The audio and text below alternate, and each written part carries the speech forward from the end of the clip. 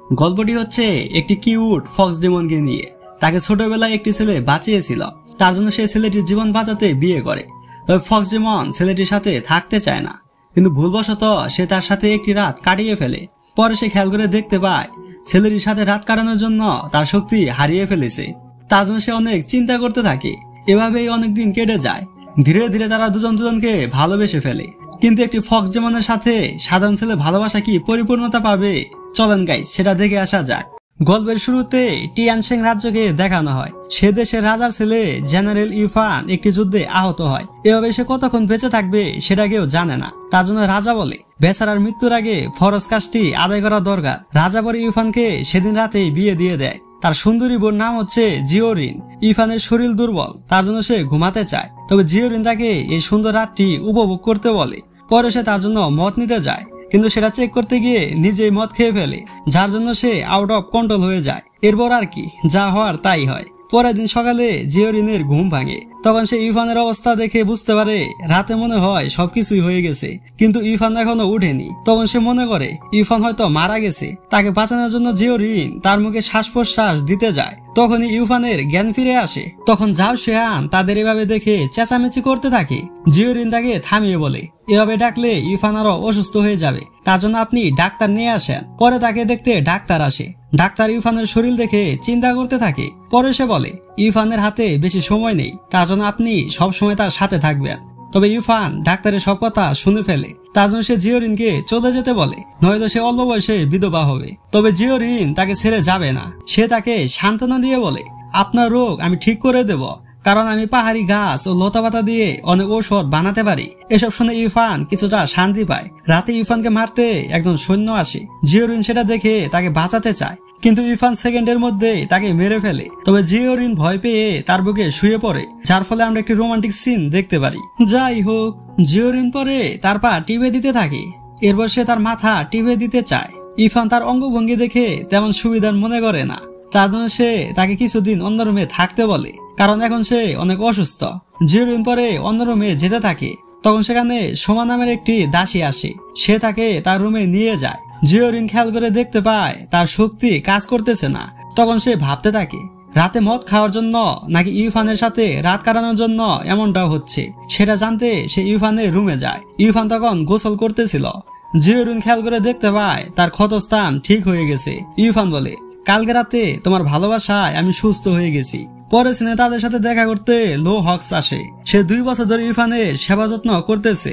জিওরিন এসব শুনে অনেক খুশি হয়। তবে ইরফান এসব ন্যাকামি আর সহ্য করতে পারে না, তার জন্য সে চলে যায়। তার পিছে পিছে জিওরিনও যেতে থাকে।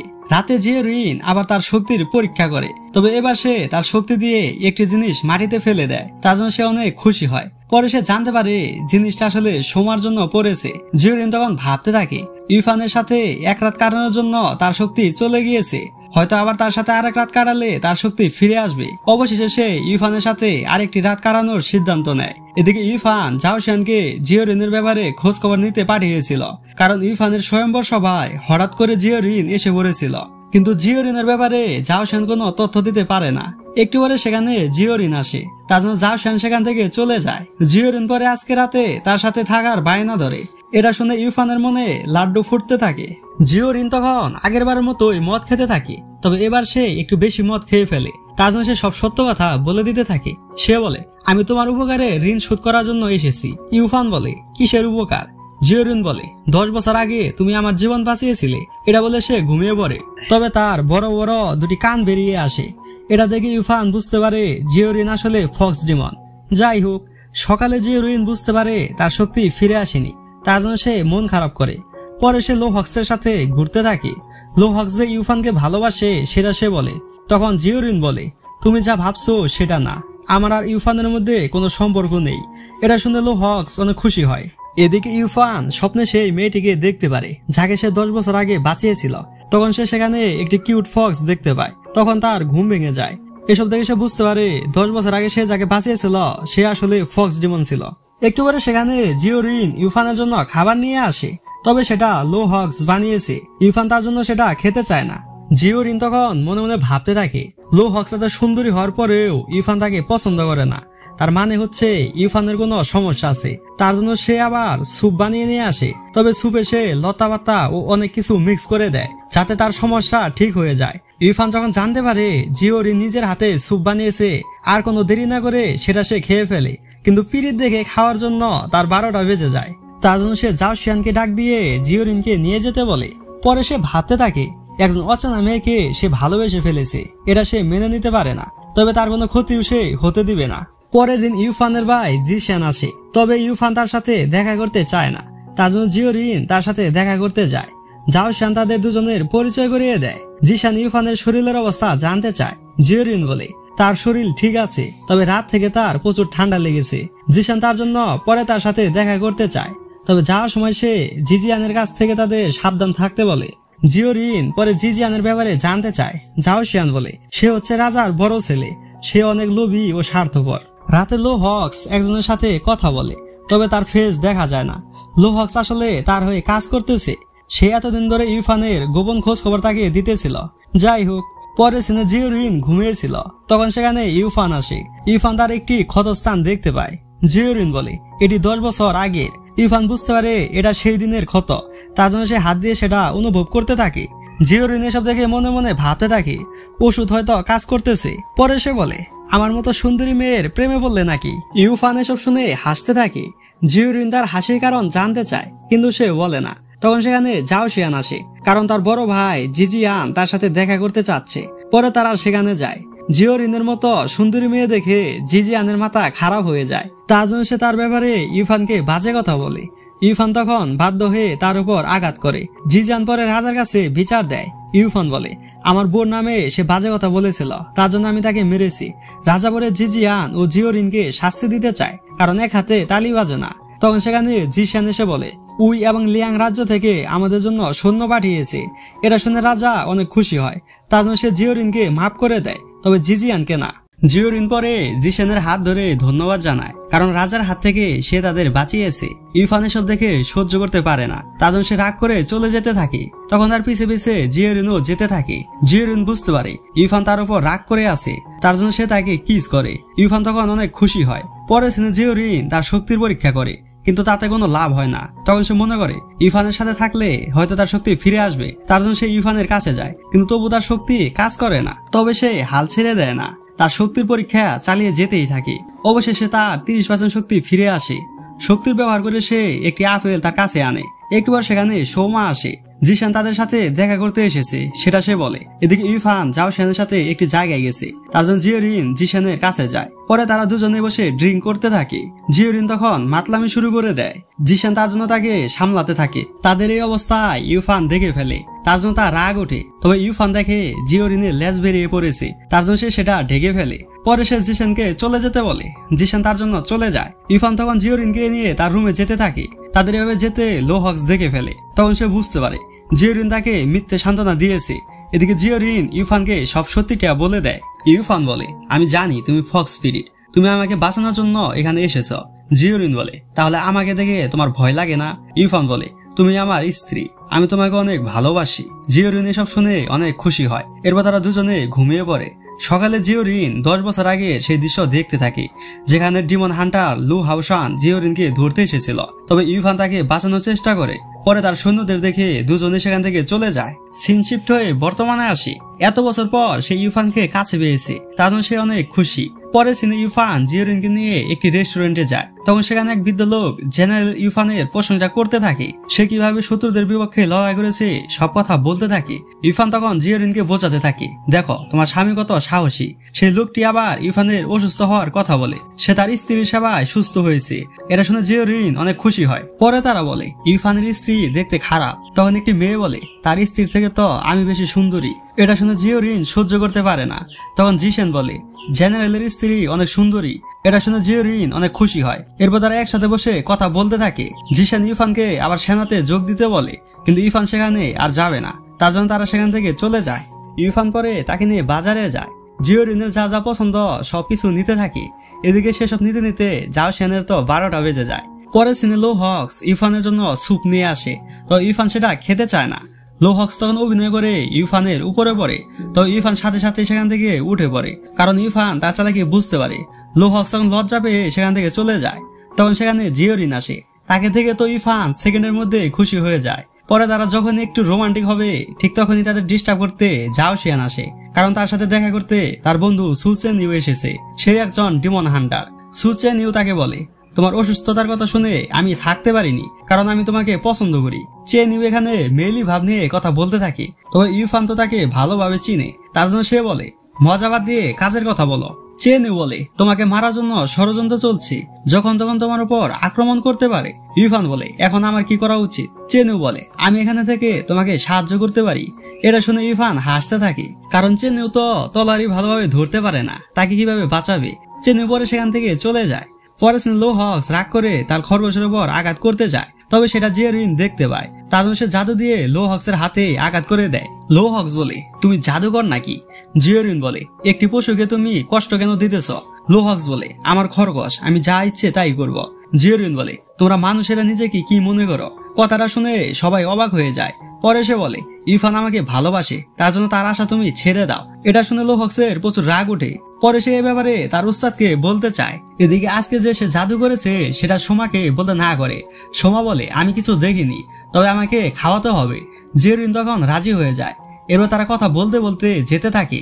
যাওয়ার সময় তাদের সাথে চেন ইউর দেখা হয়। চেন ইউ তাকে দেখে বুঝতে পারে সে একটি ফক্স স্পিরিট, তার জন্য সে এখান থেকে তাকে চলে যেতে বলে। তবে জিওরিন বলে, আমি সাধারণ মানুষ। চেন ইউ তখন তার শক্তি দিয়ে তাকে আঘাত করে। তার জন্য জিওরিনকে তার শক্তির ব্যবহার করতে হয়, যার ফলে তৃতীয় বিশ্বযুদ্ধ শুরু হয়ে যায়। এভাবেই তাদের অনেক সময় ফাইট হয়, তবে চেন ইউ তার সাথে কোনোভাবেই পেরে ওঠে না।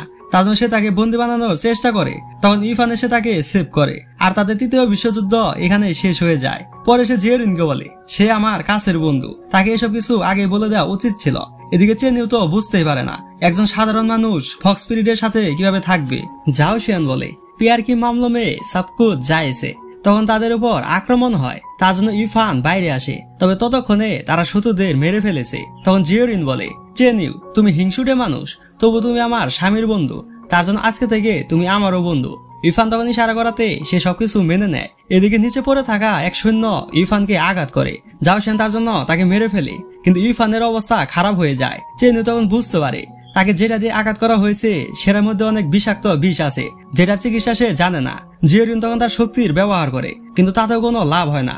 চেন ইউ তখন জিওরিনকে বলে, ফক্স স্পিরিট তার কোর দিয়ে ইরফানকে বাঁচাতে পারবে, নয়তো ইরফান বাঁচবে না। আবার সেটা করলে তারও মৃত্যু হতে পারে। জিওরিন তবু সেটা করে। পরে সে তার কোর দিয়ে ইরফানকে সুস্থ করে তোলে, তবে কোর বের হওয়ার কারণে সে অজ্ঞান হয়ে যায়। এদিকে বাইরে থেকে সবাই চিন্তা করতে থাকে, কারণ এসব কিছু দেখে তারা সহ্য করতে পারবে না। তখন সোমা চেন ইউকে মারতে থাকে, কারণ এতে জিওরিন মারাও যেতে পারে। চেন ইউ তখন বুঝতে পারে তারা দুজন দুজনের জন্য মারাও যেতে রাজি। সত্যিকারের ভালোবাসা এমনই হওয়া উচিত। এদিকে জিসেনকে দেখানো হয়, সে জানতে পেরেছে জিওরিন ফক্স স্পিরিট, তার জন্য সে একটি হান্টারকে নিয়ে আসে, যার নাম হচ্ছে লু হাওসান। তবে এই হান্টারটি তো সেই লোক যার হাতে থেকে ছোটবেলায় ইরফান জিওরিনকে বাঁচিয়েছিল। পরে সিনে জিওরিনকে দেখানো হয় তাকে সুস্থ হওয়ার জন্য চেন ইউ ওষুধ বানিয়ে দিয়েছে, তবে জিওরিন সেটা খেতে চায় না। তখন সেখানে ইরফান আসে। জিওরিন তাকে বাঁচানোর জন্য নিজে মরতে বসেছিল। এসব শুনে ইরফান অনেক কষ্ট পায়। পরে সে তাকে ওষুধ খেতে বলে। অবশেষে জিওরিন ওষুধ খেতে রাজি হয়। পরের দিন ইরফান তার বাবার সাথে দেখা করতে যায়। তার বাবা বলে, আমি শুনেছি শত্রুরা তোমার উপর আক্রমণ করেছিল।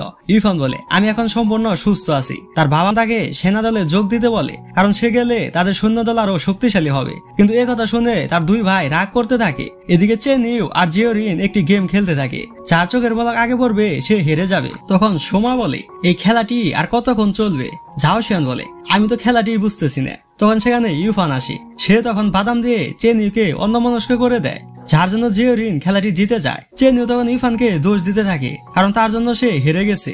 ইরফান বলে, আমার স্ত্রীকে তো আমি সাহায্য করব, এতে দোষের কিছু নেই। পরে তারা দুজনে রুমে গিয়ে কথা বলতে থাকে। ইরফান যে 7 দিন পরে সেনাদলে যোগ দিবে সেটা সে বলে, এত তাড়াতাড়ি তাকে যেতে হবে। এটা শুনে জিওরিন কষ্ট পায়। ইরফান পরে তার ভাইদের থেকে তাকে সাবধান থাকতে বলে, কারণ স্বার্থের জন্য তারা সবকিছুই করতে পারে। জিওরিন বলে, জিশেনের থেকেও সাবধান থাকতে হবে। ইরফান বলে, চেন ইউ তদন্ত করে দেখেছে এসব আক্রমণ জিশেন করেছে। সে উপরে উপরে ভালো দেখায়, বাট সে অনেক খারাপ মানুষ। জিওরিন তো এসব শুনে বিশ্বাসই করতে পারে না। একদিন জিওরিন সোমাকে নিয়ে বাজারে ঘুরতেছিল, তখন সে দেখে দুজন লোক লোক লো হক্সকে ধরে নিয়ে যাচ্ছে, তার জন্য সে তাকে বাঁচাতে যেতে চায়। তবে সোমা তাকে যেতে দেয় না। জিওরিন বলে, আমার সব শক্তি ফিরে এসেছে, তার জন্য তুমি চিন্তা করো না, তুমি বাসায় গিয়ে এ ব্যাপারে সবাইকে বলো। সোমা তখন সবাইকে বলতে যায়। জিওরিন তাদের ফলো করতে করতে একটি জায়গায় যায়, সেখানে তার জন্য লু হাওশান ওয়েট করতেছিল। জিওরিন তাকে দেখে ভয় পেয়ে যায়। লু হাওশান বলে, তোমাকে আমি 10 বছর ধরে খুঁজতেছি, আজকে তোমার শেষ দিন। তখন তাদের মাঝে ফাইট শুরু হয়ে যায়, তারা একে অপরকে আক্রমণ করতে থাকে। এদিকে জাও শিয়ান ইরফানকে তার স্ত্রীর বিপদের কথা বলে, অন্যদিকে তাদের ফাইট কন্টিনিউ চলতে থাকে। অবশেষে লু হাওশান জিওরিনকে মেরে অজ্ঞান করে দেয়। ইরফান পরে জিশানের কাছে যায়, কারণ সে জানে এসব কিছু সেই করতেছে।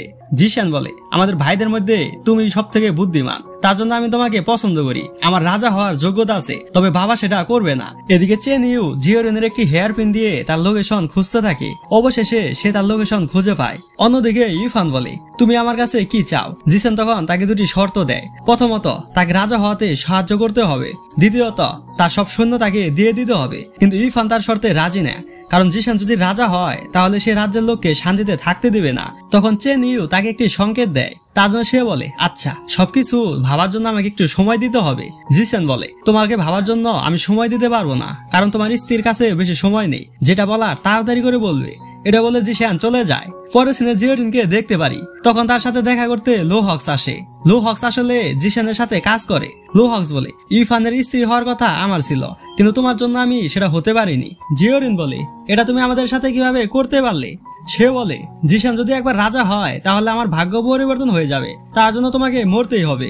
তখন ইরফান এসে সেকেন্ডের মধ্যে লো হক্সকে মেরে ফেলে। পরে সে জিওরিনকে মুক্ত করতে যায়, কিন্তু সে পারে না। চেনু বুঝতে পারে এটা হচ্ছে ব্লাড ডিমন আর্ট, এটা থেকে সে তাকে মুক্ত করতে পারবে না। তখন সেখানে লু হাওশান ও জিশান আসে। জিশান তাকে তার শর্তে রাজি হতে বলে, বাট ইরফান তার শর্তে রাজি হয় না। লু হাওশান তখন তার শক্তি দিয়ে জিওরিনকে কষ্ট দিতে থাকে। ইরফান তখন তার উপর আক্রমণ করে। চেনু জিওরিনকে মুক্ত করার চেষ্টা করতে থাকে, কিন্তু তাতে সে ব্যর্থ হয়। পরে সে জিওরিনের কাছে জানতে পারে লু হাওশান ইরফানের রক্ত দিয়ে জাদু করেছে, তার জন্য সে ইরফানকে সেই তলোয়ারে তার রক্ত দিতে বলে। ইরফান যখন তার হাতের রক্ত সেখানে দেয়, তখনই জিওরিন মুক্ত হয়ে যায়। ইরফান পরে লু হাওশানকে মেরে ফেলে। তখন সেখানে তাদের বাবা আসে, কারণ ইরফান তাকে আগে সব বলে দিয়েছে। জিশান পরে তার বাবার কাছে ক্ষমা চায়, তবে সে তাকে ক্ষমা করে না, কারণ সে হচ্ছে দেশদ্রোহী। লু হাওশান হঠাৎ করে ইরফানকে আঘাত করে, তখন জিওরিন তাকে বাঁচানোর জন্য এগিয়ে যায়, যার ফলে সে আঘাত পায়। জাওশান তখন লু হাওশানকে মেরে ফেলে। ইরফান তখন চেন ইউকে কিছু করতে বলে, নয়তো জিওরিন মারা যাবে। কিন্তু চেন ইউ বলে, আমি এখন কিছুই করতে পারবো না। ইরফান তখন প্রচুর কাঁদতে থাকে। একটু পরে জিওরিন মারা যায়। এটা দেখে সবাই অনেক কষ্ট পায়, তবে ইরফান কষ্টে থাকার সময়ও পায় না, কারণ তাকে যুদ্ধে যেতে হয়। দীর্ঘ 3 মাস সে যুদ্ধ করে। যুদ্ধে তার শত্রুরা পরাজিত হয়, তো ইরফানের শরীরের অবস্থা ভালো না, তার জন্য চেন ইউ জিওরিন যে বেঁচে আছে সেটা সে বলে দেয়। তখন জাও শিয়ান বলে, একটি মেয়ে আপনার সাথে দেখা করতে এসেছে। তখন তারা মনে করে এটা হয়তো জিওরিন, তার জন্য ইরফান দৌড়ে সেখানে যেতে থাকে। তবে সেখানে তার জন্য সোমা অপেক্ষা করতেছিল। সোমা পরে খাবার খেতে খেতে একটি পাখি দেয়, যেটা একটি জায়গায় যেতে থাকে। ইরফান পরে সেটার পিছে পিছে যেতে থাকে। পরে সে জিওরিনকে দেখতে পায়। জিওরিন বেঁচে আছে, এটা দেখে সে অনেক খুশি হয়। অবশেষে একটি ফক্স স্পিরিট ও মানুষের ভালোবাসা পরিপূর্ণতা পায়। আর এখানে ড্রামাটি শেষ হয়ে যায়। সো গাইস, ড্রামাটি আপনাদের কাছে কেমন লেগেছে সেটা কমেন্টে অবশ্যই জানাবেন। এরকম নিত্য নতুন কোরিয়ান ও চাইনিজ ড্রামা দেখতে অবশ্যই চ্যানেলটিকে সাবস্ক্রাইব করে দিবেন। আপনার মূল্যবান সময় দিয়ে ভিডিওটি দেখার জন্য ধন্যবাদ।